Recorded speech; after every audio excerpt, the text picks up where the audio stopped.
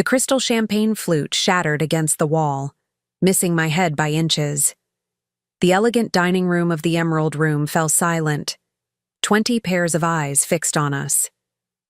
Ethan's handprint burned red across my cheek, his perfect smile twisted into something unrecognizable. I touched my face, fingers trembling, as he lunged toward me again.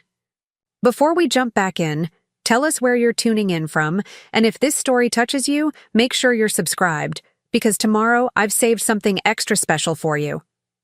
You think you're so clever, he hissed, his voice barely audible over the ringing in my ears.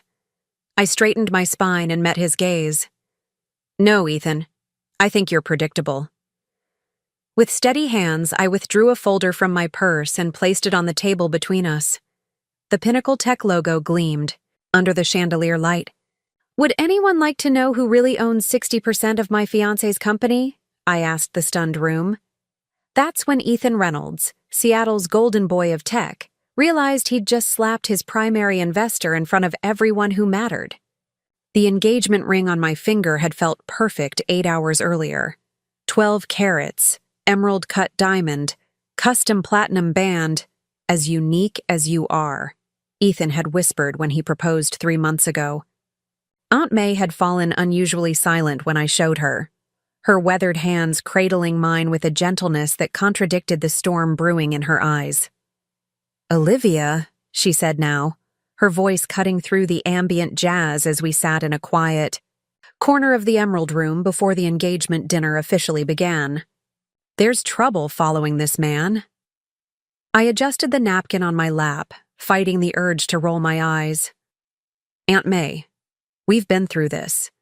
Ethan is respected throughout the tech industry. Pinnacle is projected to go public next year. Projections can be manipulated, she countered, her accent thickening as it always did when she was concerned. I've been reading financial statements since before you were born. His company's numbers don't add up. The restaurant buzzed around us, Seattle's elite mingling in their finest. Through the floor-to-ceiling windows, the Space Needle glowed against the darkening sky, the persistent drizzle casting everything in a dreamlike haze. I spotted my brother Ryan at the bar, deep in conversation with Ethan, both men in tailored suits but possessing fundamentally different energies. Ryan solid and grounded, Ethan electric and impossible to ignore. You've only met him 3 times, I reminded her gently. 3 times is enough. The shadows around him grow darker each time I see him. I suppressed a sigh. Aunt May had raised me after my parents died, had taught me everything about business and investment. Her instincts had built our family fortune, but her talk of shadows and energies belonged to the old world she'd left behind in Taiwan, not the data-driven decisions that had made Horizon Ventures, my investment firm, one of Seattle's most respected. He looks at you like you're an acquisition, she said bluntly, not a partner. Before I could respond, Ethan appeared at my side, champagne in hand, his other arm sliding possessively around my waist. Mrs. Chen. He nodded respectfully to my aunt. I hope you're enjoying yourself. The food is excellent, she replied, her expression giving nothing away. Only the best for our Olivia. His grip tightened slightly around my waist. Although I'm sure you taught her to expect nothing less. A server approached with hors d'oeuvres, breaking the tension. Ethan excused himself to greet more guests, leaving a lingering kiss on my temple. His smile doesn't reach his eyes, Aunt May murmured once he was out of earshot. That's enough, I said firmly. This is my engagement dinner. Can we please just enjoy it? She patted my hand, a gesture she'd used since I was a child. Of course, Nyang. But remember, in business and in love, due diligence is everything. Ryan approached, champagne in hand, his expression unreadable. Everything okay over here? Just family gossip, I assured him with a smile that felt tight around the edges. Interesting, he said, his gaze following Ethan across the room. Because I just had a fascinating conversation with your fiancé about Series B funding rounds. He's excited about Pinnacle's growth, I replied. You know how founders are, always pitching. Ryan's eyebrow arched. He asked specifically about your client portfolio, the private one. Something cold settled in my stomach. The private portfolio was where I kept my highest risk, highest reward investments. Information not even Ethan should know existed. He probably heard me mention it on a call, I said, but my voice lacked conviction. Olivia. Ryan lowered his voice. Have you looked into his previous startups, before Pinnacle? Of course I have. 2 failed ventures, but that's normal in tech. Most successful founders fail before they succeed. And his education? Stanford Tech program, right? Yes, with honors. Why? Ryan exchanged a look with Aunt May that made my irritation spike. I have a friend who teaches there. He's never heard of Ethan Reynolds. That's ridiculous. I've seen his diploma. Diplomas can be bought, Aunt May said quietly. I can't believe you two. I stood, smoothing the silk of my emerald dress. It's my engagement dinner. Could you please just be happy for me? Ryan caught my arm gently. We are happy if you're happy, Liv. But something isn't right here. His financial disclosures for the prenup. We're all in order, I finished firmly. Zoe reviewed everything. Zoe Williams had been my attorney since I started Horizon Ventures. She was meticulous to a fault. Zoe reviewed what he provided. Ryan countered, that doesn't mean it was everything. Across the room, Ethan clinked a knife against his glass, drawing everyone's attention. His smile was magnetic, his presence commanding. This was the man who had swept me off my feet with his vision for Pinnacle Tech, a revolutionary healthcare platform that would make medical care accessible to underserved communities. The man who quoted poetry during business meetings and knew exactly how I took my coffee. The man who was now raising a toast to our future together. To my brilliant, beautiful Olivia, he called out, his voice carrying effortlessly. Who sees potential where others see risk? I'm the luckiest man in Seattle tonight. Glasses raised around the room. I forced a smile, trying to ignore the doubt that had planted itself in my mind. As I moved to join Ethan at the center of the room, my phone buzzed with a text from Zoe. Call me ASAP. Found something concerning in the Pinnacle Tech filing. I slipped the phone back into my clutch, heart racing. This wasn't the time. Whatever it was could wait until tomorrow. But as Ethan's arm circled my waist again, his fingers digging slightly into my hip, I couldn't shake Aunt May's words. The shadows around him grow darker each time I see him. The dinner portion of the evening progressed with appropriate elegance, locally. Sourced seafood, paired wines, and conversation that flowed as freely as the champagne. I found myself watching Ethan with new eyes, noting how he deftly redirected questions about Pinnacle's technology, how his charm intensified when speaking to potential investors, how his attention constantly scanned the room even when supposedly focused on me. As dessert was being served, Ethan excused himself to make a call. Professional habit made me check my watch. 11:23 p.m., too late for a business call unless something was wrong. When he didn't return after 15 minutes, I found myself following the path he'd taken toward the restaurant's private back rooms. The hallway was dimly lit, lined with vintage photographs of Seattle's history.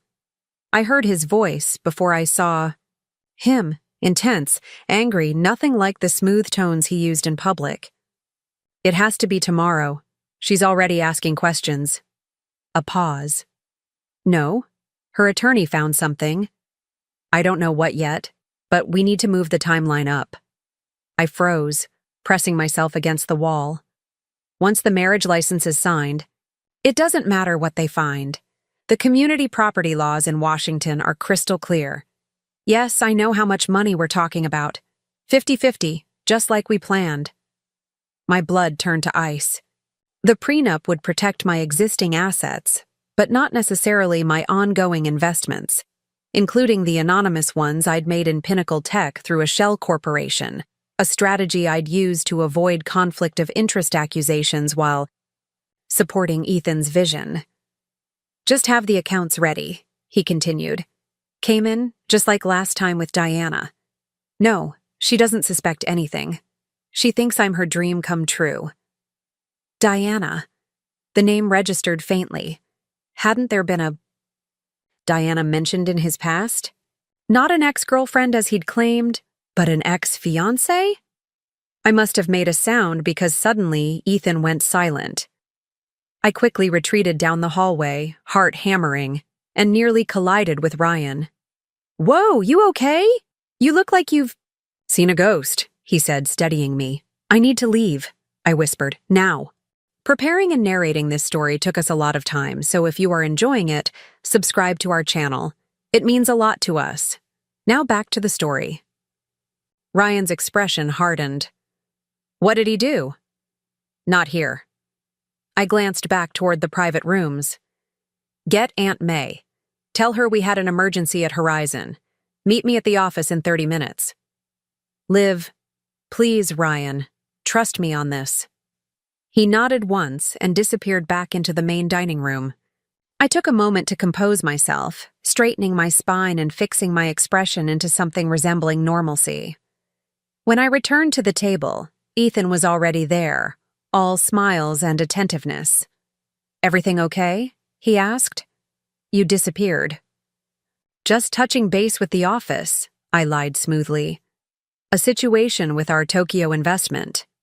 His smile didn't falter, but something calculated flickered in his eyes. Nothing serious, I hope. Unfortunately, yes. I hate to cut the evening short, but I need to handle this personally. Tonight? His tone remained light, but his fingers tightened around his water glass. Surely it can wait until morning. International markets don't sleep, darling. I forced a regretful smile. You know how it is. Of course. He stood, all perfect understanding. Let me come with you. I can help. No need to ruin both our evenings. I kissed his cheek. Stay. Enjoy dessert with our guests. I'll call you once it's handled. The battle played out behind his eyes. Insistence might reveal too much concern, but letting me go alone was clearly not part of his plan. Perfect understanding won out. If you're sure, he conceded, take the car service. I don't want you driving if you're stressed. Always thinking of me. I squeezed his hand, fighting the urge to recoil. 20 minutes later, I sat in my Pioneer. Square office, the Seattle skyline glittering through rain-streaked windows. My hands trembled as I logged into systems I rarely accessed personally. Security protocols, investment trails, background check databases. By the time Ryan and Aunt May arrived, I had already uncovered enough to make me physically ill. Ethan Reynolds isn't his real name, I told them without preamble. It's Eric Reeves. He changed it 5 years ago after his second startup collapsed amid fraud allegations. Ryan swore under his breath. Aunt May remained silent, her expression vindicated but not triumphant. Diana Foster, I continued, pulling up a news article, was his fiancée in San Francisco. She came from a wealthy family with deep ties to venture capital. After their engagement, her family invested heavily in his medical records company. 3 months after the wedding, the company announced breakthrough technology that never materialized. By the time investigators got involved, the money was gone. Diana's family lost everything. And Diana? Aunt May asked quietly. Committed suicide 6 months later. The office fell silent except for the gentle hum of computers and the distant wail of a ferry horn on Elliott Bay. There's more, I said, my voice steadier than I felt. Remember Pinnacle's miraculous seed funding round last year? The anonymous investor who believed so much in Ethan's vision? Ryan's eyes widened. Tell me you didn't.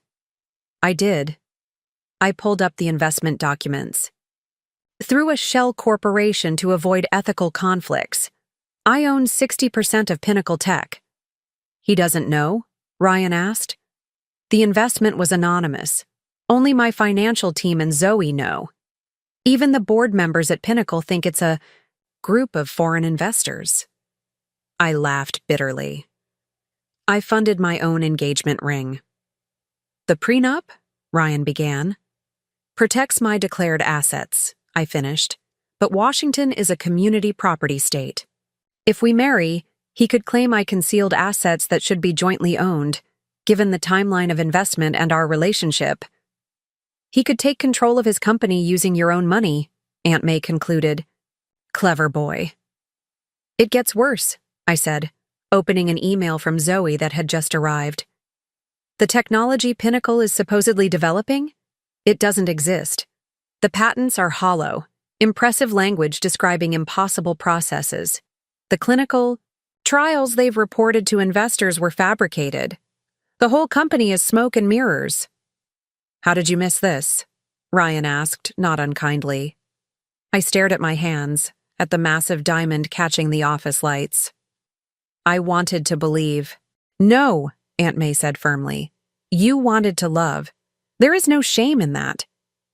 My phone buzzed with Ethan's face lighting up the screen. I declined the call. He'll be here soon, I said. The second I left that dinner, his plan was compromised.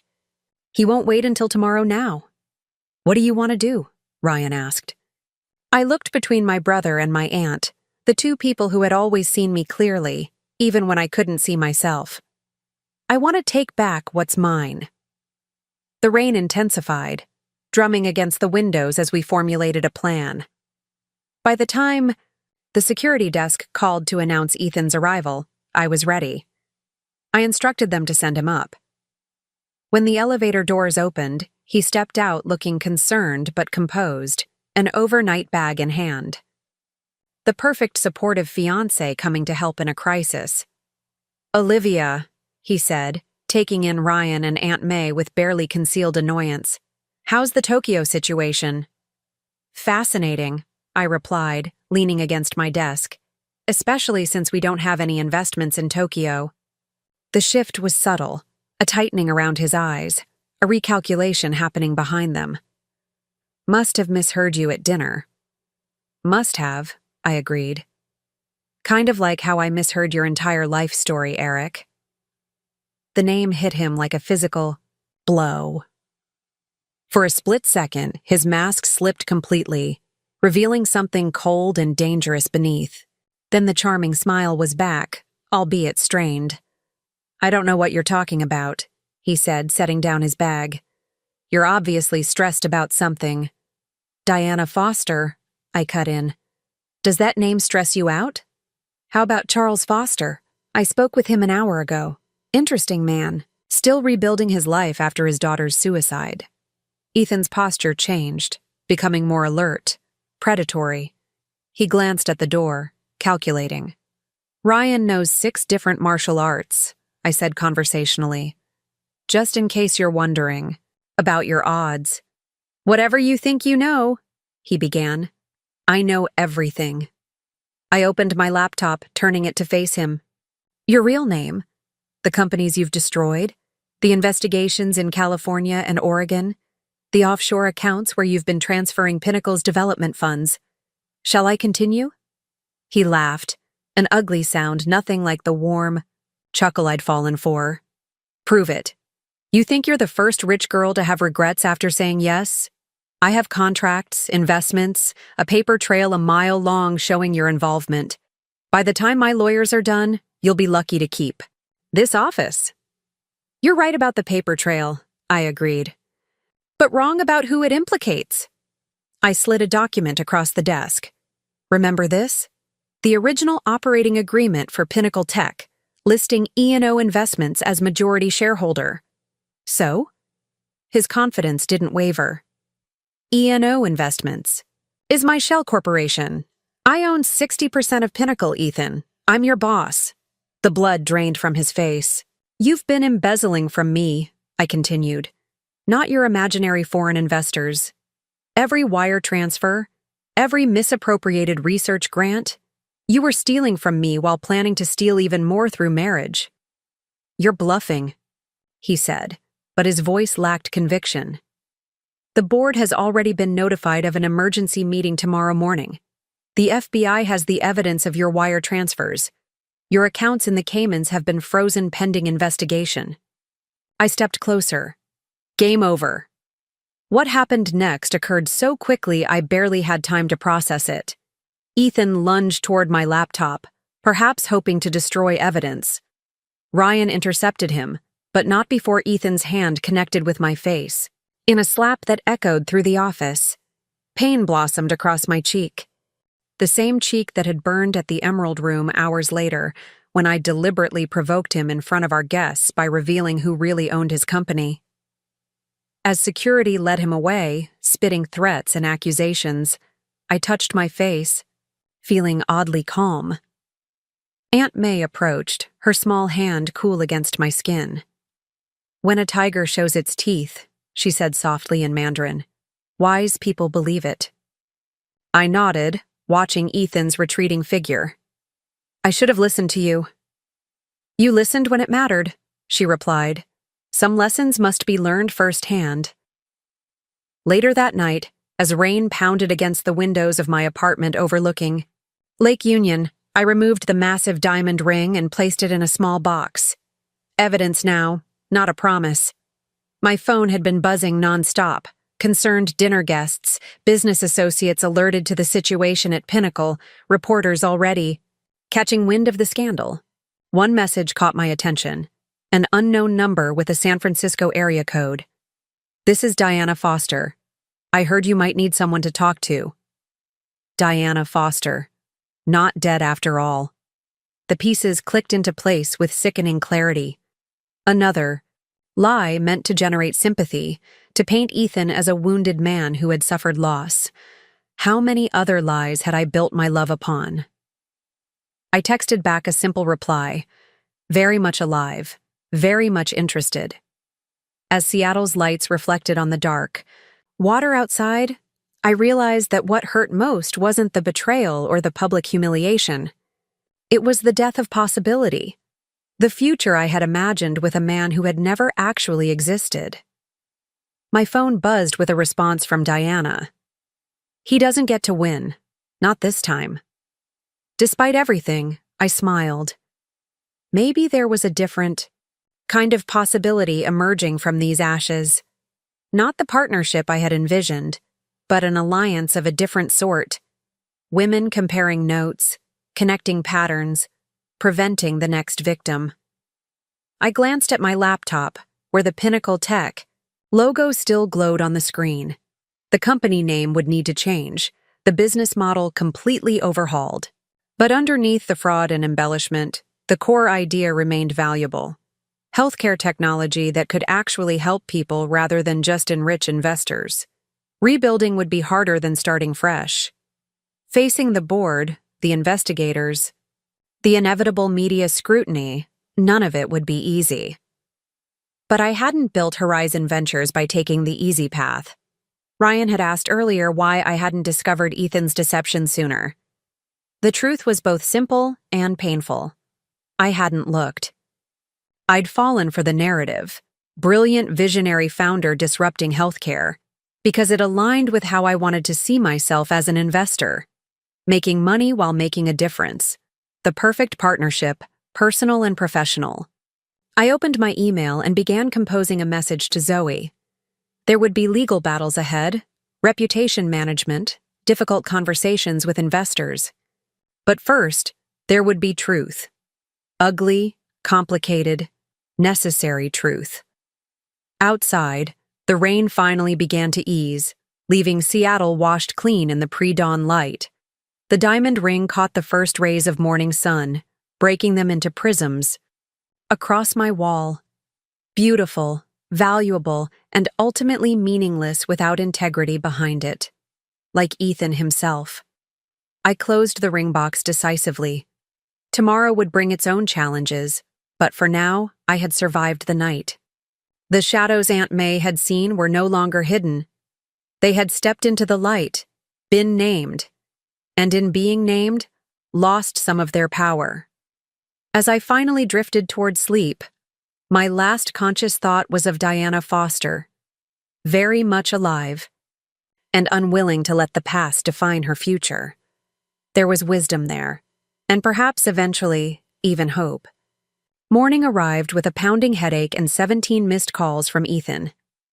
I silenced my phone and made coffee, watching fog roll across Lake Union as ferries cut through the water below. Seattle looked different today, the familiar skyline, suddenly foreign, as if I was seeing it through someone else's eyes. Perhaps I was. The woman who had fallen for Ethan Reynolds no longer existed. A gentle knock at my door announced Ryan's arrival. He'd insisted on staying in my guest room, concerned about what Ethan might do when cornered. My brother looked as exhausted as I felt, but he'd brought fresh pastries from my favorite bakery in Pike Place Market. "Zoe called," he said, setting a croissant in front of me. "She's expedited the paperwork to remove Ethan from Pinnacles." "Leadership. The board's called an emergency session for noon." I nodded, unable to summon enthusiasm even for this small victory. "And the FBI?" "Moving carefully. They want to track the money trail completely before making arrests." Ryan hesitated. "Diana Foster is flying in this afternoon. She wants to meet." My stomach tightened. The woman Ethan had claimed was dead, his previous fiancée, was now a living, breathing complication in an already overwhelming situation. Did she say why? Just that she has information we need, and that she's not the only one. I raised an eyebrow. "Apparently," Ryan continued, "there was someone before Diana, and possibly someone between Diana and you." The croissant turned, to ash in my mouth. "A pattern. A professional con man," Ryan corrected. "He targets successful women in tech and finance, creates a company that aligns perfectly with their investment interests, then uses romance to gain their trust and access to their resources." My phone buzzed with an unknown number. I answered on speaker. "Ms. Chen, this is Detective Morgan with Seattle PD. We have a situation at your office building. Ethan Reynolds attempted to access your private servers early this morning. Security detained him, but he's claiming he was retrieving personal property with your permission." I exchanged glances with Ryan. "That's absolutely false, Detective. Mr. Reynolds has no authority to access anything at Horizon Ventures." "Understood. We're holding him for now, but without formal charges." "I'll be there in 30 minutes with my attorney," I said firmly. "Please don't release him until we arrive." After ending the call, I moved with newfound purpose, the fog of confusion burning away under the heat of anger. Ethan wasn't just running, he was still actively trying to steal from me. "Call Aunt May," I told Ryan. "Then contact every major investor in Pinnacle. They deserve to hear what's happening from me before it hits the press." By the time we reached Pioneer Square, media vans were already gathering outside my office building. Someone had tipped them off, likely Ethan himself, creating public pressure for his release. I slipped in through the service entrance, Zoe Williams already waiting in the security office where Ethan was being held. He looked up as I entered, his expression transforming from belligerence to calculated charm. "Olivia, thank God. Tell these people there's been a misunderstanding." "The only misunderstanding," I replied evenly, "was mine in ever trusting you." Detective Morgan, a compact woman with shrewd eyes, observed our exchange carefully. "Mr. Reynolds was found attempting to override security protocols on your server room door at 5:17 this morning. Security footage shows him using a copied access card." "I forgot some personal files," Ethan explained smoothly. "Given the tension last night, I didn't want to bother Olivia. This whole situation has spiraled from a personal disagreement into something unnecessarily dramatic." "Personal disagreement," I repeated, rage simmering beneath my controlled exterior. "Is that what you call identity fraud, embezzlement, and attempting to defraud investors?" His eyes hardened. "Careful, sweetheart. Defamation is a serious charge." "Truth is an absolute defense against defamation," Zoe interjected, opening her briefcase. "Detective, We're prepared to file formal charges for corporate espionage, wire fraud, identity theft, and assault." "Assault?" Ethan laughed incredulously. "Olivia, this is insane." "You slapped me across the face in front of witnesses," I reminded him. "But that's the least of your concerns right now." I turned to Detective Morgan. "I've authorized a forensic team to examine exactly what Mr. Reynolds was attempting to access. Preliminary reports suggest he was targeting confidential investor information and attempting to transfer proprietary technology data outside our secure network." Ethan's facade cracked slightly. "You have no proof." "Actually," Ryan said from the doorway, "we do. Our security systems log every attempted access, successful or not, including the 3 attempts you made remotely before deciding to break in physically." "I want my lawyer," Ethan said flatly. "Excellent idea," Detective Morgan agreed, producing handcuffs. "Ethan Reynolds, you're under arrest for criminal trespass and attempted unauthorized computer access. You have the right to remain silent." As they led him away, Ethan locked eyes with me. "This isn't over, Olivia. You have no idea what you're dealing with." The threat lingered in the air long after he'd gone. "He's right about one thing," Zoe said, gathering her documents. "This is just beginning. Once the Financial Crimes Unit gets involved, this will become very complex very quickly." I nodded, suddenly exhausted again. "What about Pinnacle? The company itself isn't fraudulent, just its founder and much of its reported progress." "That's a separate battle," Zoe advised. "Right now, we need to focus on containing the damage to Horizon and protecting your personal assets. Ethan will post bail quickly, and we need to be prepared for what comes next." What came next arrived sooner than expected. By noon, as I sat with the Pinnacle board explaining the situation, images from our engagement dinner began circulating online. Specifically, the moment after Ethan had slapped me, carefully framed, to make it appear that I had provoked him physically. "He's controlling the narrative," Ryan muttered, showing me the posts spreading across social media, making himself the victim. The board members exchanged uncomfortable glances. These were experienced business leaders, but the personal drama clearly made them uneasy. "Gentlemen," I addressed them directly, "I understand this is uncomfortable. It should be. You've been deceived by a con man who has done this before. The technology you believed you were investing in doesn't exist in the form described in your prospectus. The clinical trial data was fabricated." "If that's true," said Warren Blackwell, the lead independent director, "then you, as majority shareholder through E&O Investments, are equally culpable for the misrepresentation." "I invested in Pinnacle because I believed in its mission," I countered. "Making healthcare more accessible through technology is still a worthy goal. But Ethan Reynolds, or Eric Reeves, which is his real name, diverted development funds to personal accounts and misrepresented the technology's readiness. I distributed folders containing documentation of the fraud. My investment firm conducted standard due diligence, but Ethan created an elaborate fiction supported by falsified documents. I'm as much a victim of this fraud as any other investor." "This is disturbing," admitted Javier Suarez, examining the evidence, "but salvageable. The core patents, while perhaps exaggerated in their current implementation, appear to have genuine potential." "That's why I'm here," I said. "I'm not abandoning Pinnacle. I'm proposing a restructuring with complete transparency.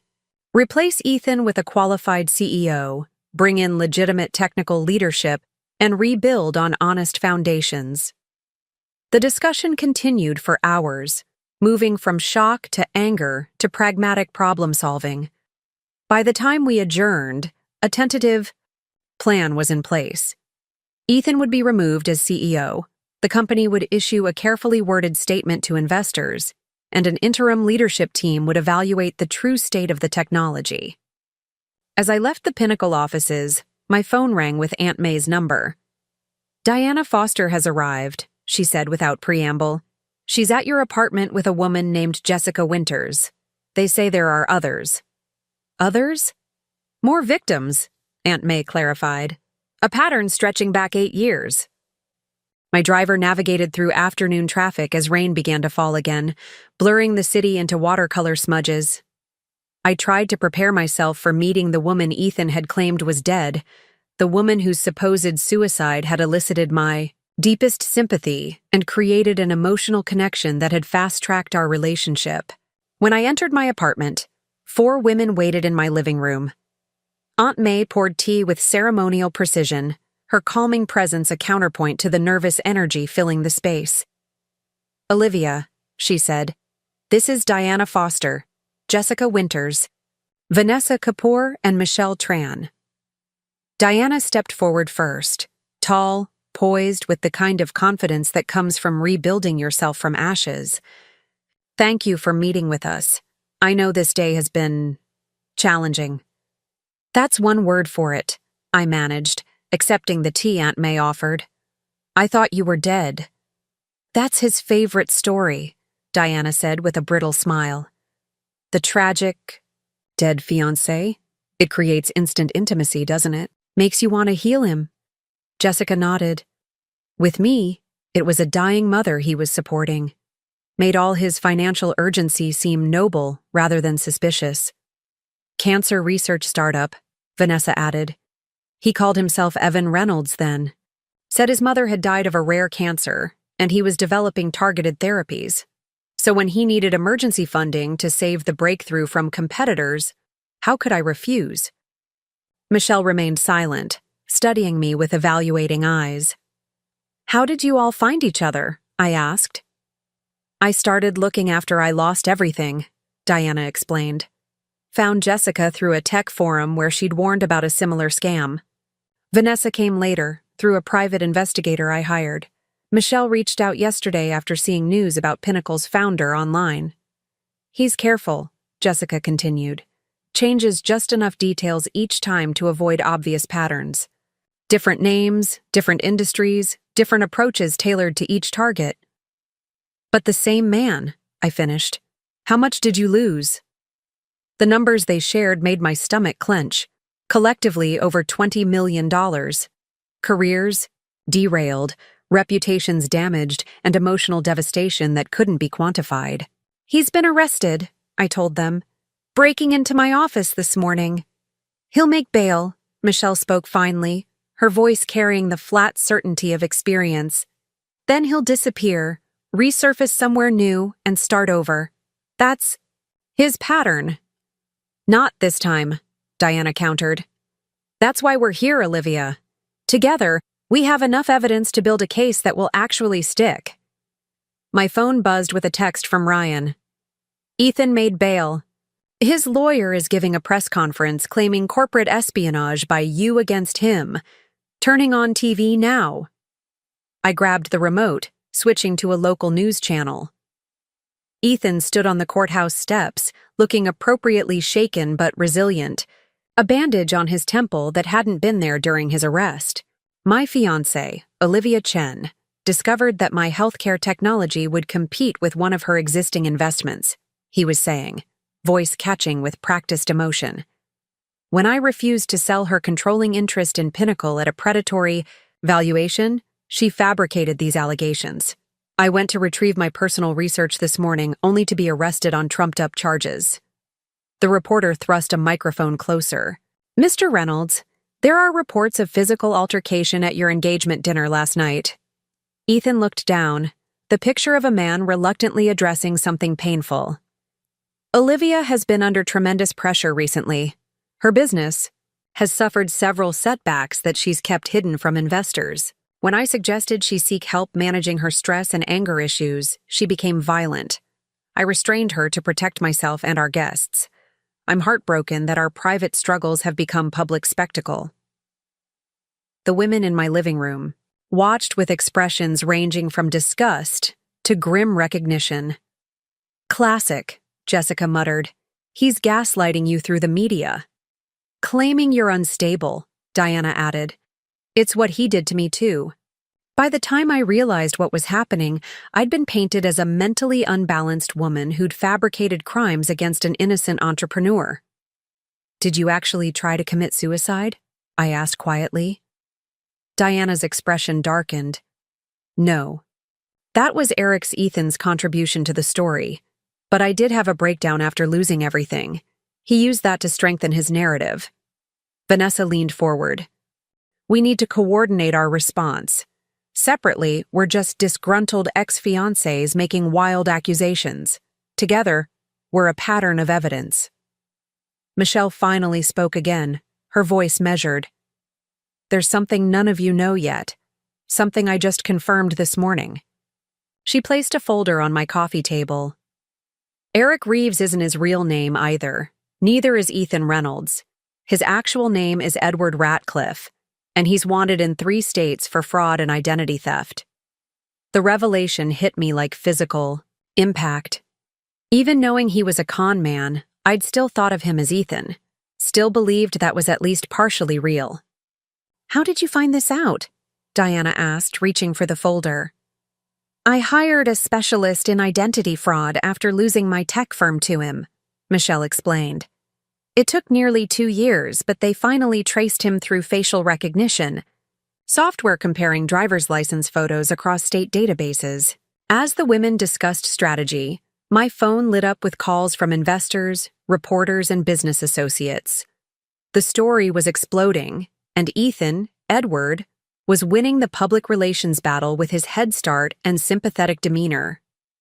"I need to make a statement," I realized aloud, "before this narrative solidifies." "Careful," Diana warned. "That's what he wants, to provoke you into looking emotional and unstable." The rain intensified outside, drumming against the windows, as a plan began to form in my mind. What if we all make a statement? Not just about the fraud, but about the pattern. 5 pairs of eyes turned to me with varying degrees of hope and skepticism.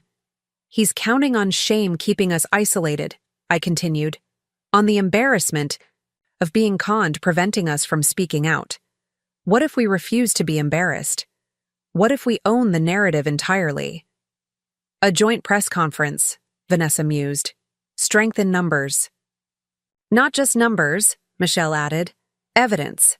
Documentation from each case showing the identical methods." "It would need to be bulletproof," Diana cautioned. "He'll sue for defamation the second we go public." "Let him," I said with newfound certainty. "Truth is an absolute defense, remember? And 5 women with paper trails across 8 years is a truth he can't escape." As we outlined our approach, another text from Ryan arrived. "Zoe says FBI is expanding investigation. They've frozen more accounts, including some we didn't know about. Ethan trying to liquidate assets quickly. He's preparing to run," Michelle translated when I shared the message. "We need to move fast." By evening, our impromptu war council had expanded to include Ryan, Zoe, and Aunt May. The coffee table disappeared under stacks of documents, financial records, communications, photographs, and legal filings that collectively told the story of a sophisticated predator who had refined his techniques with each new target. "The similarities are uncanny," Zoe observed, comparing investment documents from Pinnacle with those from Ethan's previous ventures. "Same clause structure, same vague technical language, even the same font in some sections." "He uses templates," Jessica confirmed, "adapts them for each new industry, but the bones remain the same." "What about his family?" Ryan asked. "Is there actually a mother? He mentioned a sister to me once." Diana shook her head. "The only real family member we've confirmed is his father, who disowned him years ago. We've never been able to locate him." "I think I might have," I said quietly, remembering an odd detail from my background check on Ethan months earlier. There was a Gregory Reynolds listed as a previous employer reference, but when my team called, the number was disconnected. I assumed it was just an outdated contact. "Gregory Reynolds," Michelle repeated, typing rapidly on her laptop. "Cross-referencing with Edward Ratcliffe. Wait." She turned the screen toward us. "There's a Gregory Ratcliffe, age 68, living in Bremerton, retired naval engineer. That's just across the Sound, Ryan noted. Less than an hour by ferry.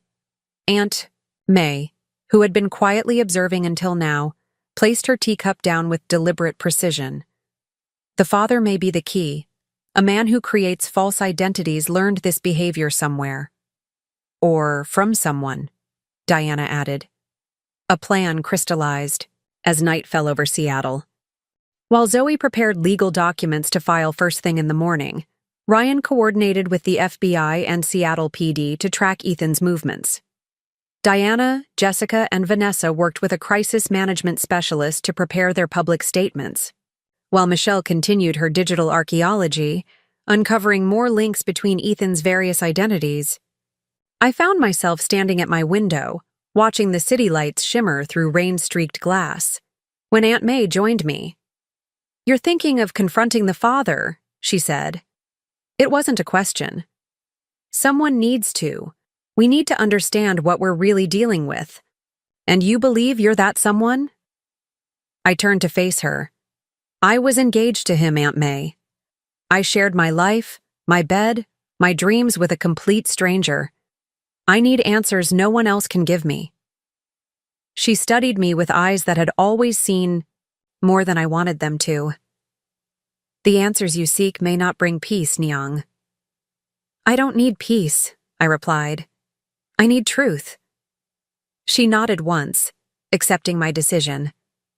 Then I will accompany you. It could be dangerous. A rare smile crossed her face. I did not survive the Cultural Revolution and build a fortune in a foreign land by avoiding danger, child. Morning brought a brief respite from the rain as we boarded the ferry to Bremerton. Ryan had wanted to come, but someone needed to coordinate with the FBI as they traced Ethan's increasingly erratic financial movements. He'd emptied 3 accounts overnight and attempted to access Pinnacle's development server twice more. Bremerton emerged from the fog as our ferry approached, a former naval town with weathered charm and quiet streets. Gregory Ratcliffe's house sat on a bluff overlooking Puget Sound, a modest but well-maintained bungalow with a carefully tended garden. He's not expecting us, I reminded Aunt May as we walked up the path. Element of surprise, she replied calmly. Always advantageous. The man who answered the door bore a startling resemblance to Ethan. The same strong jawline and penetrating eyes, though weathered by decades of additional life. He assessed us quickly, wariness evident in his posture. "Mr. Ratcliffe?" I asked. "Depends who's asking," he replied, voice gruff but not hostile. "My name is Olivia Chen. This is my Aunt May Chen. Until yesterday, I was engaged to a man calling himself Ethan Reynolds. I believe he's your son, Edward." Something flickered in the older man's eyes. Recognition, resignation, perhaps even a flash of grief. "You'd better come in," he said after a long pause, stepping aside. "And for the record, I haven't seen my son in over 15 years. Not since he cleaned out my retirement account and disappeared." The interior of Gregory's home revealed a military precision. Everything in its place, surfaces dust-free, books and magazines neatly aligned. He led us to a small living room overlooking the water. "I assume Eddie's in trouble again," he said, lowering himself into an armchair. "It's why people find me, when they can find me at all." "Eddie?" I repeated, the diminutive jarringly at odds with the sophisticated predator I'd known. "Edward Allen Ratcliffe," Gregory clarified, "though I doubt he's used that name in years. What's he calling himself now? Ethan, you said?" "Ethan Reynolds," I confirmed. "He founded a healthcare technology company called Pinnacle Tech." Gregory gave a humorless laugh. "Let me guess. Revolutionary technology, going to change the world, just needs some capital to reach the finish line?" "You know his methods," Aunt May observed. "I taught him some of them," Gregory admitted, surprising me with his candor. "Not intentionally, mind you. I was naval intelligence before I became an engineer. Operational security, creating covers, maintaining legends. These were dinner table conversations in our house. Eddie absorbed it all, even as a child. And his mother? I asked. Died when he was 12. Cancer. Gregory's expression softened momentarily. The real tragedy in Eddie's life, not the fictional ones he invents to manipulate people. I digested this, thinking of how Ethan had used emotional vulnerability to fast-track intimacy between us. Mr. Ratcliffe, your son has defrauded multiple women across several states. He's currently attempting to flee while under federal investigation. We need to understand who we're dealing with. Gregory was silent for a long moment, staring out at the water. My son was always different. Brilliant, charismatic, but with something missing. Empathy, maybe, or some fundamental understanding of consequences. After his mother died, it got worse. By 16, he was running confidence schemes at school. By 20, he'd perfected the art of becoming whoever people wanted him to be. Why didn't you stop him? Aunt May asked. I tried, Gregory said sharply. Therapy, military school, even had him evaluated by specialists. Nothing worked. Then, he cleaned me out and vanished. New name, new life, new marks. He fixed me with a penetrating stare. How much did you lose? Financially? Less than he intended. Emotionally? I trailed off, unable to quantify the damage. Gregory nodded as if I'd confirmed something. He targets strong women, always has. The challenge excites him, breaking down someone who doesn't break easily. We're not broken, I said firmly. We're organizing. There are 5 of us now, comparing notes, building a case. Something like hope flickered across Gregory's weathered face. 5? That's more than I knew about. There are likely others, Aunt May said. Those who were too ashamed or too defeated to speak out. Gregory rose suddenly, moving to a bookshelf. He withdrew an old photo album and handed it to me. You'll need this. Birth certificate, school records, early arrest records, that were later expunged. His real identity, documented. I opened the album with trembling hands.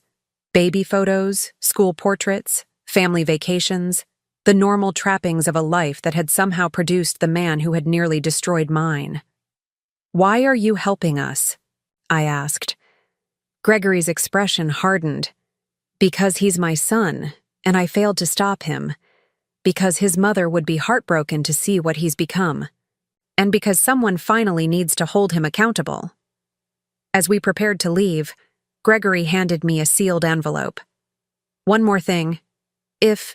When you find him, give him this. Tell him it's from his father. The ferry ride back to Seattle was silent, both Aunt May and I lost in our thoughts. The album rested heavily in my bag, containing the true origin story of the man I'd almost married. My phone buzzed as we approached the Seattle terminal. Ryan's message was brief but urgent. FBI tracked him to Vancouver. International warrant. Being processed. He's running. Ethan, Edward, was slipping away. Despite everything we'd gathered, despite the 5 women united against him, he might still escape justice, unless we moved faster than he anticipated. As we disembarked, I made a decision. Call everyone, I told Aunt May. We're not waiting for the press conference tomorrow. We're going public today, right now, while he's still in transit. Risky, she noted. Without proper preparation. Preparation is a luxury he's counting on us needing, I cut in. His entire strategy relies on calculated timing. We need to disrupt that calculation. Within an hour, I stood outside my Pioneer Square office building, flanked by Diana, Jessica, Vanessa, and Michelle. News cameras gathered quickly. Ethan's courthouse statement had already made us newsworthy. Now we would seize that spotlight, for our own purposes.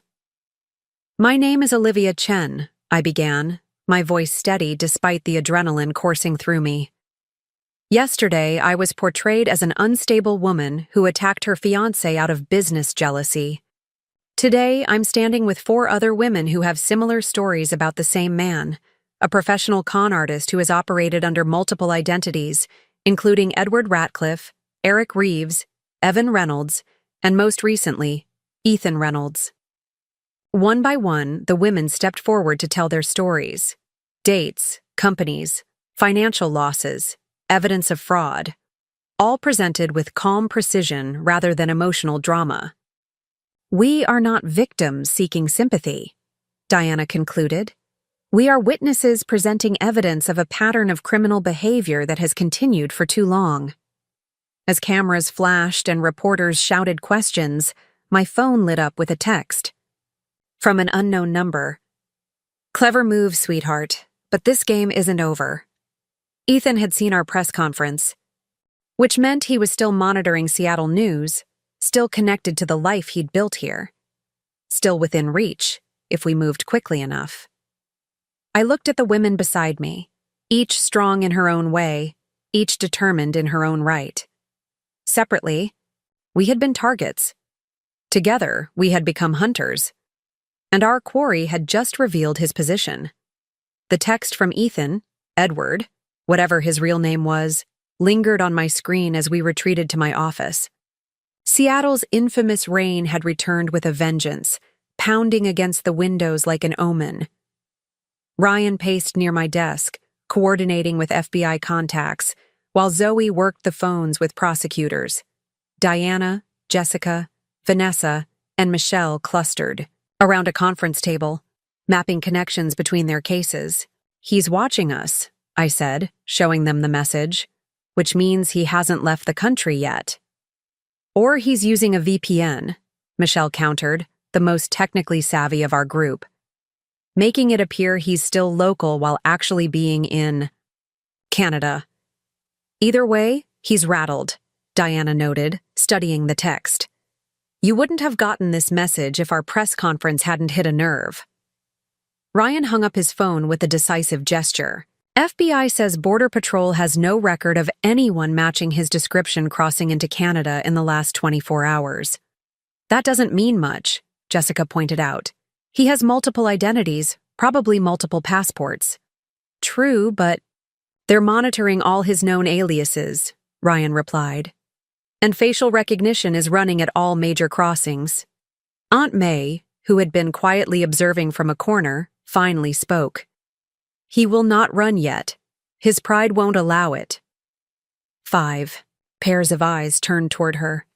"Explain," Diana prompted. "A man like this, a hunter, doesn't abandon his territory while challenged. To flee now would be to admit defeat, to acknowledge that 5 women outsmarted him." Aunt May's gaze swept over us. "No, he will attempt to reassert control first, to prove his superiority." "She's right," Michelle said slowly. "That fits his psychological profile. Each time he's been exposed in the past, he's attempted some kind of countermove before disappearing." My phone buzzed again. Another text from the same unknown number. "Turn on channel 4. Ryan grabbed the remote, switching on the office television. The local news was mid-broadcast, but the chyron at the bottom made my stomach drop. Tech founder. Claims conspiracy. Whistleblower comes forward. Ethan stood at a podium in what appeared to be a hotel conference room, looking appropriately grave. Beside him stood a familiar face that took me a moment to place. Trevor Morgan, Pinnacles, head of product development. "These allegations are not just false, they're malicious," Ethan was saying, his voice carrying that perfect note of restrained indignation. "Olivia Chen and her associates have orchestrated a campaign to destroy Pinnacle Tech because our breakthrough technology threatens existing investments in her portfolio."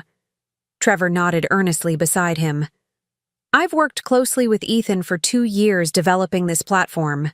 The technology is real, the clinical data is valid, and Ms. Chen has been attempting to gain control of our patents for months." The camera cut to a reporter. "Mr. Reynolds, what about the other women who have come forward with similar allegations?" Ethan's expression shifted to one of pained compassion. "Each of those relationships ended for different reasons. What they share is that all these women are connected to competing technologies or investment firms that would benefit from Pinnacle's failure. This isn't coincidence, it's corporate espionage. He's flipping the entire narrative, Zoe muttered, painting all of you as a conspiracy of competitors. Trevor Morgan, I said, the betrayal fresh and sharp. I personally recruited him from Stanford Medical, paid for his relocation to Seattle, set him up with a generous compensation package. Let me guess, Diana said grimly. He and Ethan became close friends. I nodded. Inseparable. Trevor was best man at our engagement party. Then he either believes Ethan's lies or he's complicit, Jessica reasoned. Either way, he's providing technical credibility that Ethan desperately needs right now. On screen, Ethan was now displaying slides of what he claimed were Pinnacle's proprietary technology, complex diagrams and impressive-looking data visualizations that would convince most viewers, but that I knew were hollow. We need to get the actual Pinnacle technical team on record, Ryan suggested. The engineers who've been trying to implement this vapor technology. Many of them have already reached out, I confirmed. They're willing to testify that the platform doesn't work, as claimed, but they're afraid of industry blacklisting. Fear, Aunt May observed. Always his weapon of choice. My phone rang, Warren Blackwell from the Pinnacle board. I put him on speaker. Olivia, the board is splitting. Half believe Reynolds, half are waiting for more evidence. Trevor Morgan's support has swayed several key members. Trevor is either deceived or part of the fraud, I replied. We're gathering Pinnacle's actual development team to testify about the technology's true state. Work quickly, Warren advised. Reynolds has called for an emergency board vote to remove you as investor of record, claiming conflict of interest and corporate espionage. The vote is scheduled for tomorrow morning. After the call ended, silence filled the office. The rain intensified outside, matching the darkening mood inside. He's trying to cut you off from Pinnacle completely, Diana said finally. Just like he did to me with Foster Diagnostics. If he succeeds, he'll control the narrative about the company's technology. And without Pinnacle as evidence, your fraud case weakens significantly, Zoe added. I felt a cold clarity descend over me. This isn't just about escape anymore. He's fighting back. Good, Michelle said unexpectedly. When they fight back, they make mistakes. Ryan's phone chimed with an alert. FBI has a location. Hotel Fairview downtown. They're preparing to move in. No, I said immediately. That's exactly what he expects. A public arrest, cameras catching everything, Ethan playing the persecuted innovator being silenced by powerful interests. What's the alternative? Ryan demanded. Let him keep controlling the narrative? We control it, I said, an idea forming. But not through more press conferences or public statements. We need to reach the one audience he cares about most. Investors, Diana realized following my thought. Precisely. Pinnacle's investors, potential partners, the entire Seattle tech community. I turned to Zoe. How quickly can we convene a private investor summit? On what pretense? Emergency. Disclosure of material information affecting Pinnacle's valuation. We're obligated to inform stakeholders. Zoe considered this. It's unorthodox, but legally sound. We could have something together by tomorrow morning. Perfect timing to preempt his board vote, Ryan noted. But how do we ensure he shows up? He'll suspect a trap. We don't need him there, I said. We need Trevor Morgan. Michelle raised an eyebrow. The loyal lieutenant? Who has actual technical knowledge Ethan lacks, I explained. If we can get Trevor alone, make him understand he's being used as a shield. He might flip, Diana finished. It's risky. Everything about this is risky, I countered. But Trevor has one thing Ethan doesn't, a legitimate career he's worked hard to build. If he realizes he's about to lose that by defending a fraud. Aunt May nodded approvingly. Divide and conquer. Wise strategy. By midnight, the plan was in motion. Zoe had secured the conference center at the Four Seasons for 8 a.m., 2 hours before Ethan's scheduled board vote. Ryan coordinated with FBI agents who would be present, but inconspicuous. The women divided tasks, Diana reaching out to investors, Michelle preparing technical materials, Jessica and Vanessa gathering witness statements from Pinnacle employees. I found myself alone in my office, staring at Seattle's rain-blurred skyline, when a soft knock announced Aunt May's presence. "You should rest," she advised, placing a cup of tea beside me. "Too much to do," I replied, though exhaustion pulled at every cell in my body. The warrior who enters battle exhausted has already accepted defeat. I smiled despite myself. Is that an ancient Chinese proverb? "No," she said with rare humor. "Just common sense." I sipped the tea, allowing its warmth to seep into my bones. I keep thinking about who he really is, Edward. The boy in those photos Gregory showed us. Where did that person go? How did he become Ethan? Perhaps he was always becoming Ethan, Aunt May suggested. Some people are born with a hollow space where conscience should reside. But Gregory seemed normal, decent even. And the mother died when the boy was 12, she reminded me. Trauma shapes us all, Nyang. Some it strengthens, others it twists. I thought of the photograph I'd seen in Gregory's album, a skinny boy with serious eyes standing beside his mother's hospital bed. Had that moment been the turning point? The beginning of Edward's transformation into a predator? I almost married him, Aunt May. I would have bound my life to someone who doesn't even exist. She touched my hand lightly. But you did not. Your instincts protected you, even when your heart was compromised. My phone buzzed with another text from the unknown number. "Clever move with the investor summit. Trevor says hello." Ice flooded my veins. He knows. About tomorrow. Aunt May's expression remained calm. Good. Good? How is this good? Because now we know with certainty there is a leak. Someone in this building, someone we've spoken with today, is communicating with him. Shao. Realization hit like a physical blow. Someone I trusted was betraying us to Ethan. "We need to find out who," I started, reaching for my phone. Aunt May placed her hand over mine. "No, we need to use this." "How?" "By controlling what information we share, and with whom." Her eyes glittered with strategic calculation. "Let us feed the snake false mice and see which way it slithers." Dawn broke with rare sunlight streaming through Seattle's cloud cover. I'd managed 3 hours of fitful sleep on the office couch before the team reconvened. No one mentioned the potential leak.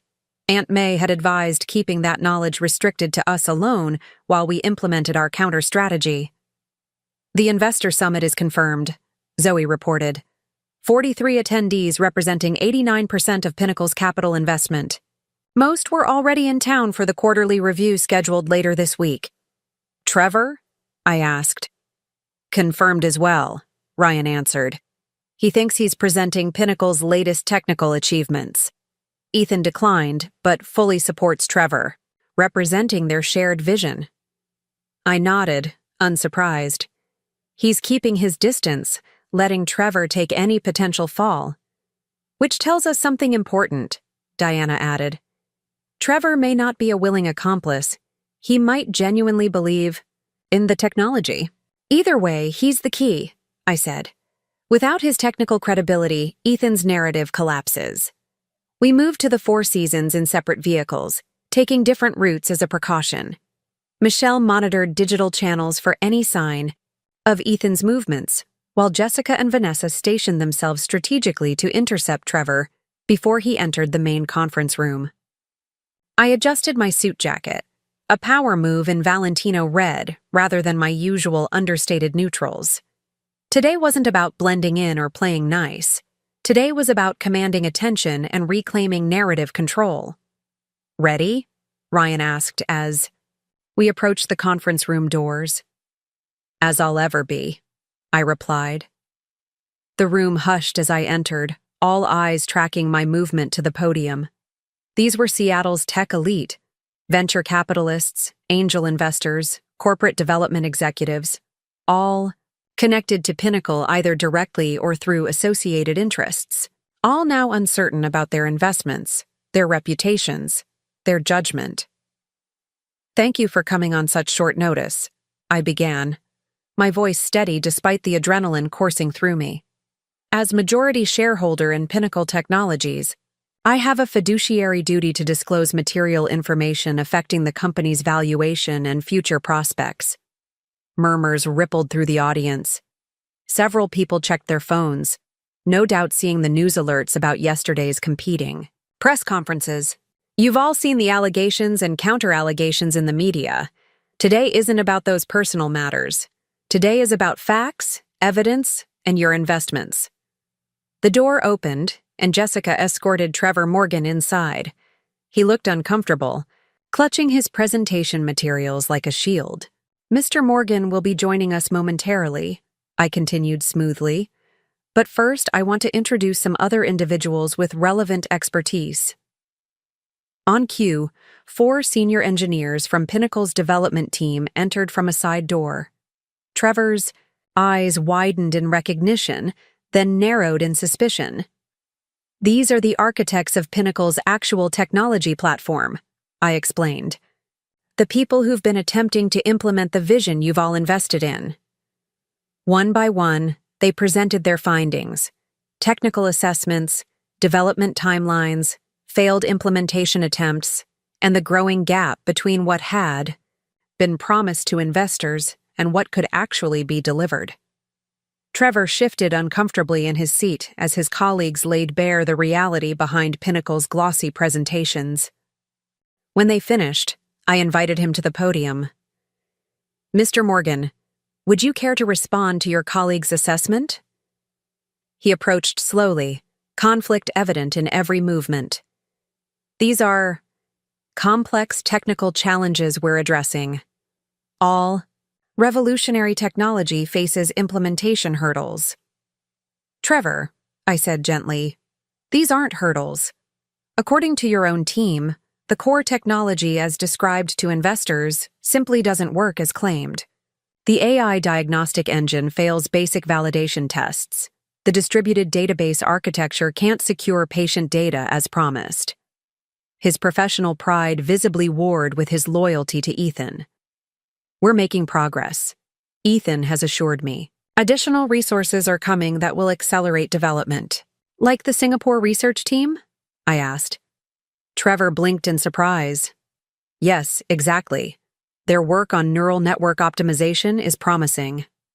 "Trevor, there is no Singapore team. The office address is a virtual mailbox. The research papers, cited in your technical documentation, were written by an AI text generator. I had experts analyze them. They contain plausible-sounding technical language but describe impossible processes." Color drained from his face. "That's not—" Ethan showed me their work, their credentials. Michelle stood, tablet in hand. "May I approach?" At my nod, she joined us at the podium, showing Trevor her screen. "These are the supposed team members' LinkedIn profiles. Every profile photo is an AI-generated image. Note the telltale signs: asymmetrical glasses, odd ear placements, background inconsistencies." Trevor stared at the evidence, his entire worldview visibly crumbling. He said they preferred anonymity because of the breakthrough nature of their work, that they'd faced corporate espionage before. "There's more," I said quietly, gesturing for Ryan to join us. "Ethan Reynolds isn't who he claims to be. His real name is Edward Ratcliffe. He has a pattern of creating fraudulent tech companies, securing investment through deception, and disappearing with the funds." Ryan distributed folders containing Gregory Ratcliffe's documentation, along with FBI case summaries of Edward's previous frauds. Trevor sank into a chair, flipping through pages with increasing dismay. "The board vote scheduled for this morning," he said finally, looking up with new clarity in his eyes. He was going to use it to authorize a transfer of intellectual property to a new holding company. Said it was for tax purposes. A holding company that he exclusively controls, I confirmed. The final step before disappearing with whatever assets he could liquidate. Trevor closed the folder decisively. What do you need from me? The truth, I said simply. Your testimony about how he manipulated technical information, made promises he knew couldn't be fulfilled, and systematically deceived investors and employees alike. He nodded, a man coming to terms with his own unwitting complicity. I'll tell them everything. For the next hour, Trevor laid bare the internal workings of Pinnacle, the technical promises made to investors without consulting the development team, the pressure to present prototypes that were barely functional, the constant assurances that breakthrough technology was just around the corner. When he finished, the room sat in stunned silence. Millions of dollars had been invested based on fraudulent claims. Careers and reputations had been staked on Pinnacle's supposed innovation. Where do we go from here? Asked Janet Weiss, representing one of the largest venture capital firms in the Pacific Northwest. That's why we're all here, I replied. Pinnacle was built on a fraudulent foundation, but the core mission, making healthcare more accessible through technology, remains valid. The question is whether we collectively believe that mission is worth salvaging, and if so, how we restructure to achieve it honestly. What followed was unlike any investor meeting I'd ever attended: raw, emotional, pragmatic, and ultimately hopeful. These were experienced business people who had been deceived but were now determined to find a way forward. By the time we broke for lunch, a framework had emerged. Ethan would be removed as CEO, Trevor would lead a complete technical reassessment, and I would step back from majority control to address potential conflicts of interest. A new board would be established with greater technical oversight and transparency requirements. As people filtered out for lunch, my phone buzzed with a message from Vanessa. He's here, lobby, not alone. My heart raced as I showed the message to Ryan and Zoe. The FBI? On standby, Ryan confirmed, but making a scene in the Four Seasons lobby isn't ideal. No, I agreed. Let's take this somewhere more private. I texted Vanessa back. Penthouse conference room. Bring him up. Minutes later, the elevator doors opened to reveal Ethan, flanked by two men who radiated hired muscle rather than legal representation. His confident smile faltered slightly when he saw me standing alone in the center of the empty conference room.